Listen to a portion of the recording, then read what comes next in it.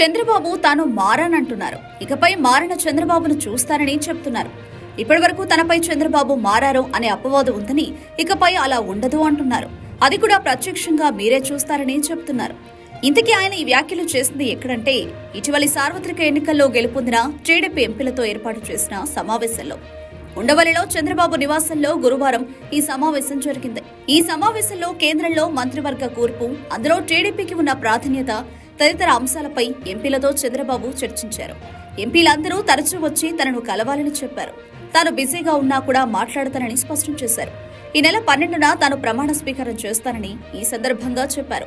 ఇంతకీ చంద్రబాబు నేను మారాను అంటూ చేసిన వ్యాఖ్యలు నిజం కావడం కోసం ఏం చేయబోతున్నారనే ప్రశ్న రాష్ట్ర ప్రజలు, రాజకీయ విశ్లేషకుల్లో వ్యక్తమవుతోంది.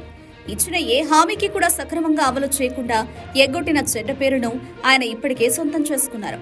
2014లో ఇచ్చిన రైతు రుణమాఫీ హామీనైతే అనేక రకాల కొర్రీలు పెట్టి అరకొరగానే అమలు చేశారు.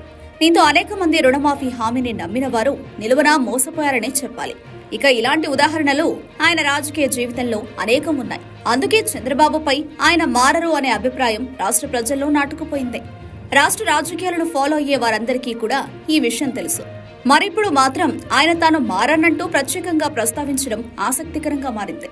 తాను మారాను అనిపించుకోవడం కోసం చంద్రబాబు ప్రజల సంక్షేమం పేరుతో ప్రకటించిన పథకాలను ఎలాంటి కొర్రీలు లేకుండా అమలు చేస్తారని భావించవచ్చా అనేది రాష్ట్ర ప్రజల్లో వ్యక్తమయ్యే ప్రశ్న. ఇచ్చిన హామీలను కొర్రీలు పెట్టకుండా ఖచ్చితంగా నెరవేర్చడం ద్వారా మాత్రమే చంద్రబాబు మారారనేది నమ్మేందుకు అవకాశం ఉంటుంది. మరి ఏం జరుగుతుందనేది వేచి చూడాలి.